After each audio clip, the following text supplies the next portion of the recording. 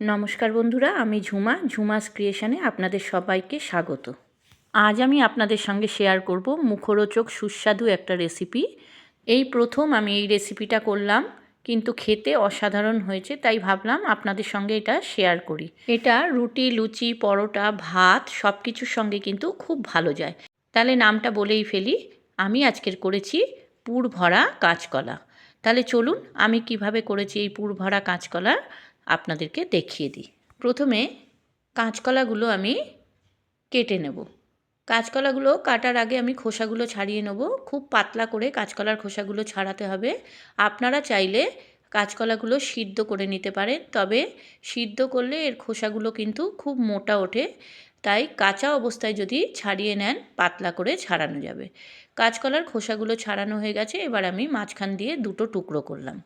এইভাবে আমি 3টে কাঁচকলা খোসা ছাড়িয়ে মাঝখান থেকে টুকরো করে নেব। কাঁচকলাগুলো খোসা ছাড়িয়ে মাঝখান দিয়ে সব কাটা হয়ে গেছে। এবার আমি এগুলোকে জলে ভিজিয়ে রাখবো। জলের মধ্যে 1 চামচ নুন আর 1/2 চামচ হলুদ দিয়ে কাঁচকলাটা ভিজিয়ে রাখলাম।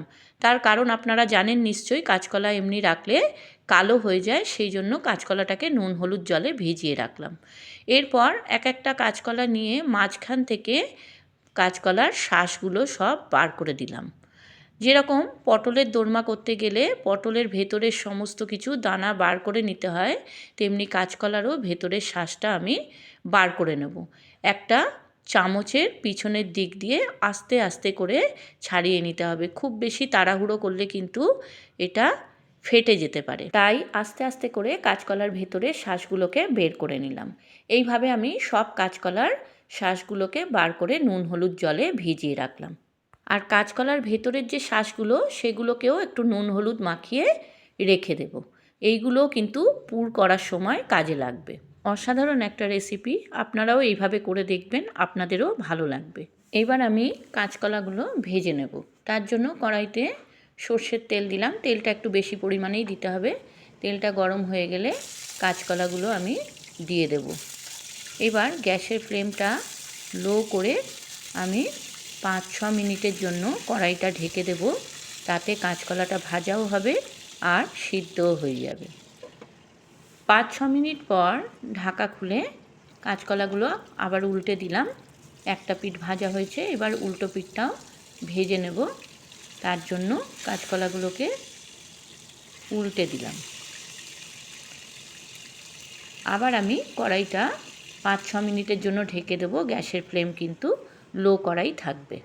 5-6 মিনিট পর ঢাকা খুলে দেখলাম উল্টো পিঠটাও ভাজা হয়ে গেছে।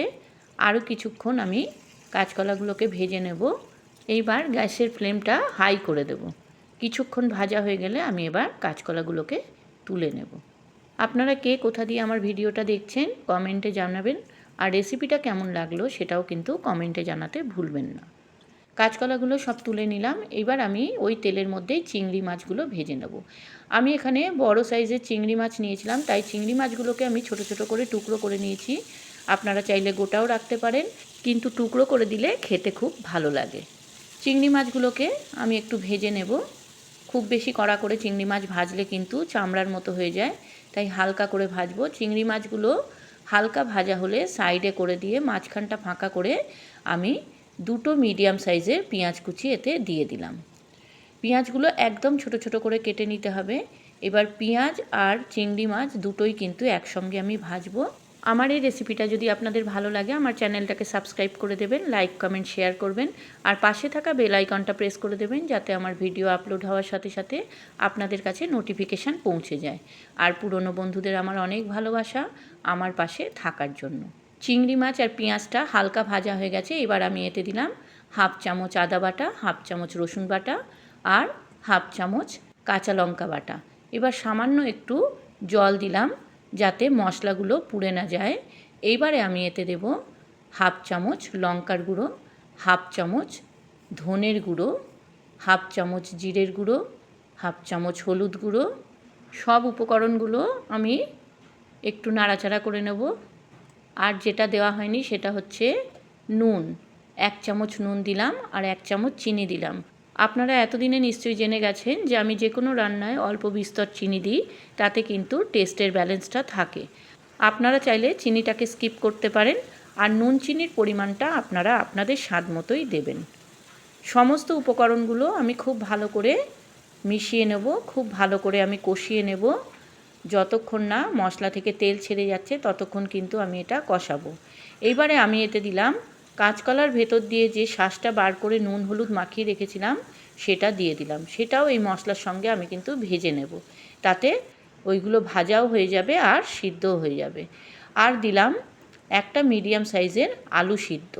আলু সিদ্ধটাকে আমি গ্রেট করে এর মধ্যে দিয়ে দিলাম, তাতে পুরটা খেতে কিন্তু খুব ভালো লাগবে। খুব ভালো করে পুরটাকে নেড়ে নিতে হবে। দেখুন পুরটা প্রায় হয়ে গেছে। এবার আমি এটা একটা বলে ঢেলে নেব। আমার চ্যানেলে যারা নতুন এই রেসিপিটা দেখছেন তাদের কাছে আমার অনুরোধ, আমার চ্যানেলটাকে সাবস্ক্রাইব করে আমার পাশে থেকে যাবেন প্লিজ। আমিও কথা দিচ্ছি আপনাদের পাশে থাকব। এইবার আমি কাঁচকলার ভেতরে পুরগুলো ভরব। অল্প অল্প পুর আমি এর মধ্যে দিয়ে আঙুল দিয়ে ভালো করে ভেতরে ঢুকিয়ে দেব। খুব চেপে চেপে দিতে হবে যাতে পুরগুলো বেরিয়ে না যায়। দেখুন পুরগুলো কিন্তু এইভাবে ভরে নিতে হবে। আমি আরও একটা দেখিয়ে দিচ্ছি। আবার 1 চামচ পুর নিলাম, অল্প অল্প করে এর ভেতরে দিতে হবে আর আঙুল দিয়ে ভালো করে ভেতরে ঢুকিয়ে দিতে হবে। তারপর আবার দিয়ে মুখটা পুরো ভরে দিতে হবে। এইভাবে সব কাঁচকলার ভেতরে আমি পুর ভরে নিলাম। এইবার গ্রেভিটা তৈরি করব। তার জন্য কড়াইতে অল্প একটু তেল দিলাম, 2-3 চামচ মতো সর্ষের তেল দিলাম। এই পুরো রান্নাটা কিন্তু সর্ষের তেলে করতে হবে, তবেই খেতে ভালো লাগবে। তেলটা গরম হলে এতে আমি 2টো মিডিয়াম সাইজের পেঁয়াজ কুচি দিয়ে দিলাম। পেঁয়াজটা কিন্তু একদম ছোট করে কেটে নিতে হবে। পেঁয়াজটা দিয়ে 2-3 মিনিট মতো নাড়াচাড়া করব। পেঁয়াজে যেই একটু লালচে রং ধরবে তখন এতে আমি দেব 1/2 চামচ আদা বাটা, 1/2 চামচ রসুন বাটা, 1/2 চামচ কাঁচা লঙ্কা বাটা, 1/2 চামচ ধনে গুঁড়ো, 1/2 চামচ হলুদ গুঁড়ো, 1/2 চামচ জিরে গুঁড়ো, 1/2 চামচ লঙ্কার গুঁড়ো, 1 চামচ নুন আর 1 চামচ চিনি। সামান্য একটু জল দিয়ে আমি এই সব মশলাগুলোকে কষাবো। আমি আবার বলছি, নুন চিনির পরিমাণটা আপনারা আপনাদের স্বাদ মতো দেবেন। তবে এই সব রান্নায় কিন্তু একটু মিষ্টি দিলে খেতে ভালোই লাগে।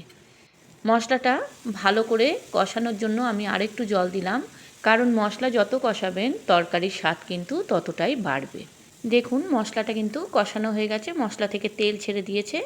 এবার আমি এতে দেব জল, সামান্য জল দেব, 2 কাপ মতো জল দেব। জলটা দিয়ে যখন একটু ফুটবে তখন একটা একটা করে পুর ভরা কাঁচকলা দিয়ে দেব। খুব সাবধানে আস্তে আস্তে করে কিন্তু কাঁচকলাগুলোকে সাজিয়ে দিতে হবে। খুব বেশি নাড়াচাড়া করা যাবে না, তাতে ভেতরের পুরগুলো বেরিয়ে যেতে পারে। এবার আমি এতে দিলাম কাঁচকলার ভেতরে যে পুরটা ছিল, সেই পুরটা একটু ছিল, সেই পুরটা আমি গ্রেভিতে দিয়ে দিলাম। তাতে গ্রেভিটা ঘনও হবে, খেতেও খুব ভালো লাগবে। দেখুন রেসিপিটা কিন্তু একদম শেষের দিকে। এবার আমি এতে দিলাম 1 চামচ ঘি আর সামান্য একটু শাহি গরম মশলার গুঁড়ো। এবার হালকা হাতে এটা নেড়ে নিতে হবে, নালে কিন্তু পুরটা বেরিয়ে যেতে পারে। খুব বেশি নাড়াচাড়া করার দরকার নেই। দেখুন পুর ভরা কাঁচকলা রেসিপি বা স্টাফড র ব্যানানা রেডি। এইবার আমি এটা একটা সার্ভিং বলে তুলে নেব। দেখুন দেখতে যেমন লোভনীয় হয়েছে, খেতেও কিন্তু অসাধারণ হয়েছে। আপনারা এইভাবে করে নেবেন, আপনাদেরও ভালো লাগবে। আপনারা যারা ফেসবুক থেকে আমার এই রেসিপিটা দেখছেন, আমার ফেসবুক পেজটাকে ফলো করে দেবেন। আর যারা ইউটিউব থেকে দেখছেন, আমার ইউটিউব চ্যানেলটাকে সাবস্ক্রাইব করে আমার পাশে থেকে যাবেন প্লিজ। আপনারা ভালো থাকুন, সুস্থ থাকুন। আবার আসবো আমি অন্য দিন অন্য কোনো রেসিপি নিয়ে। ধন্যবাদ বন্ধুরা।